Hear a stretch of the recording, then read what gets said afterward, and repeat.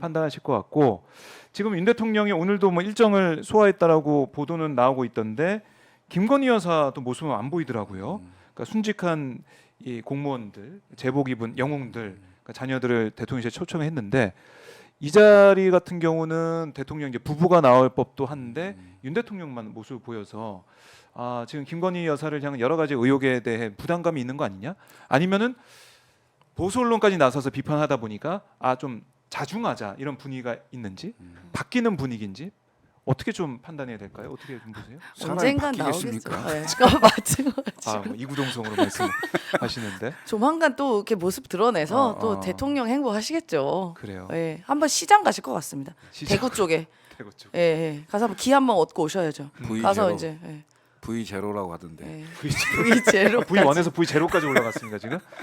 아, 그 정도로. 예, 시장 한번 가셔서 또 음. 그 대게 한번 싹 들고 대게 이름도 지어주고 이제 하면서 다시 그동안 조금 이제 위축되었던 그러면서 힘들었던 그런 감정을 또 이곳에서 위로를 받으시겠죠. 네, 예. 그래요. 그때 디올백 들고 가는지 모르겠어요. 디올백.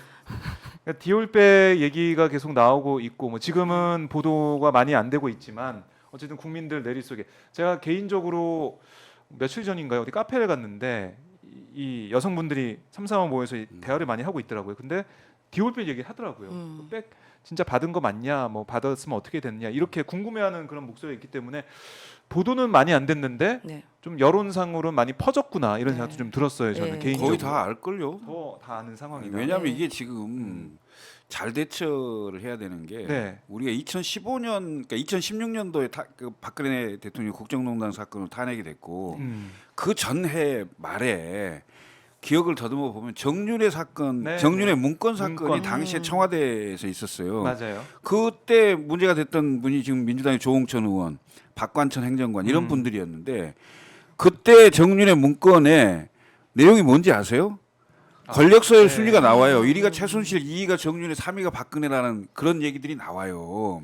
그때 사실은 뭐 별로 믿지도 않았고 그렇잖아요. 내용에 대해서는 네. 근데 그 문건 내용을 정확히 지적을 하고 대처를 했다면 그 다음에 그런 일이 있었겠어요? 근데 유출에 초점을 맞춰서 진행을 했잖아요. 맞아요. 그때. 예. 그러면 결국 이번에도 상황이 엄청 커졌는데 예, 몰카 자, 공작. 김건희 여사 그 디올백 이 부분 있잖아요. 그 영상이 다 나와 있잖아요. 네. 자, 취재 윤리니 뭐 그게 무슨 뭐 몰카니 뭐 공작이니 이건 차치하고 네, 이건 비판이 이거대로 있습니다. 따로 네. 문제가 있는지 정확히 볼 건 보고 이 사실관계는 음. 그림이 있는 거잖아요. 그게 거짓말이에요? 그러니까요.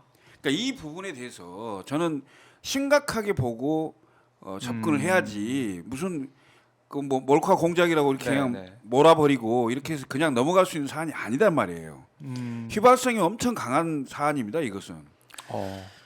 우리 그래서 김건희 여사가 월드스타로 등극했습니다. 왜요? 대만 언론에서도요. 네. 이른바 지금 이 디올 수수 장면이 뉴스에서도 언론에서도 보도가 돼요. 아, 대만 언론에서 네. 보도가 됐다. 일단 나온 건 대만 언론에서 나왔고, 네. 그러니까 해외에서도 굉장히 관심 갖고, 그러니까 희대의 일 아닙니까? 그 대통령 배우자가 그것도 새벽 12시 넘어서 누군가와 사인과 카톡으로 내용을 주고받고 직접 대화를 주고받고 그리고 사진을 보내줍니다. 이거 가지고 갈게. 그러니까 네. 어서 오십시오 한 거 아니에요 결론은. 그러니까 선물이 무엇인지 보고 그 사람을 만나잖아요. 이게 어떻게 일이 일어나요? 이런 일이. 그러니까 해외에서도 봐도 너무나도 신기한 일인 겁니다. 그것도 다 대한민국에서. 우리나라 다른 나라에서 봤을 때도 굉장히 선진국이에요. OECD 국가에서 선진국에 속하는 나라에서 있는 대통령 배우자가 뇌물로 의심되는 것을 미리 예고받고 받는다. 네. 뭐 이런 일이 있습니까? 그래서 지금 대만 언론만 아닐 거예요. 제가 알기로만 대만 언론이지 뭐 살펴보면 다른 나라 언론에서도 매우 주목하고 있지 않을까 생각이 듭니다. 그래서 이제 보수 언론에서 이 김건희 여사를 향해서 여러 가지 조언도 하고 이대로 안 된다라고 얘기를 하고 있는데 아직까지는 반영되고 있다는 생각은 안 드네요. 어려울 겁니다. 어려울 것 같다. 부부 결국은. 사이지 않습니까? 그래서 쉽지 않을 거예요. 네. 쉽지 않을 거고 한동훈 비대위원장이 과연 이 부분을 어떻게 계속 이제 물어볼 거 아닙니까 기자들이. 아니, 그러니까 국민 감정에 반하지 않는 상태를 어떻게 이끌어낼 수 있냐. 제가 보기엔 국민 감정에 반하지 않는 그런 상황을 만들기가 어려울 거예요. 그래서 비대위가 되기 어렵다 이렇게 말씀하시는 거고. 김건희 씨 관련돼서는 뭐 예를 들어 뭐 학력 조작, 논문 조작, 뭐 주가 조작 이런 거는 또 국민들이 그 이 대선 전에도 나왔던 거잖아요. 네. 그렇게 되면 이미 약간 좀 피로한 이슈이기도 하고 특히나 지금 특검에 올라가는 주가 조작 같은 경우는 주식하는 사람들 뭐 이렇게 일부 빼고는 사실 내용이 뭐 통정 매매가 뭔지도 이게 얼마나 나쁜 건지도 뭐 그좀 돈 벌었다는 거 아니야? 뭐 이 정도로 생각이 돼요. 그런데 이른바 양평 고속도로 게이트 같은 경우는 국가 사업이 어쨌든 김건희 씨 가족이 혹은 본인 혹은 가족이 있는 땅 쪽으로 그냥 획가닥 휘어서 이게 설명하기가 노선이 너무 바뀌었다. 쉬운 거예요. 음. 그리고 디올백 같은 경우도 이제 영상에 나와서 어머 대통령 배우자가 그냥 저 비싼 사치품을 그냥 막 턱턱 받네. 이게 이슈가 너무 간단 명료하고 쉬우니까 국민들께서 야 이게 딱 이해하기가 너무 딱 이해하기 딱 받아들여지잖아요. 그러니까 네. 이제 이렇게 야 이렇게 이렇게 구전이 훨씬 여러 빨라지는 거죠. 면에서. 예. 그래요. 그런데 이제 한동훈 장관이 비대위원장으로 오는 걸 보면 또 이런 얘기도 있습니다. 결국에는 강대강이다. 그러니까 대통령의 변화나 이런 것보다는 이재명 대표 사법 리스크, 송영길 전 대표 구속된 것처럼 또 거기에 연루된 의원들이 차례로 소환이 되는데 이것도 뭐 인터벌을 둬가지고 총선 때까지 쭉 끌고 가는 게 아니냐. 그럼 이런 부패한 정당에 투표하실 겁니까? 아니면은 지금 여권은 지지해 주실 겁니까?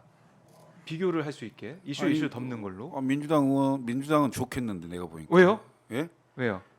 지금 물갈이가 잘 안 된다고 그러잖아요. 초선 의원들만 지금 그 네. 불출마 선언하는 상황인데 예를 들면 검찰 수사가 그렇게 계속하면 검찰에 의해서 민주당이 저 불출마를 유도하는 꼴이 되겠네. 그럼 새로운 신진 인사들 이런 분들이 혁신이 되는 건가요? 예, 많이 그 기회를 얻을 수 있는 물갈이가 상황이 되는 될 거예요? 수도 있겠네요. 아이고 웃어야 할지. 같은 팀이네요. 두 분 같은 팀.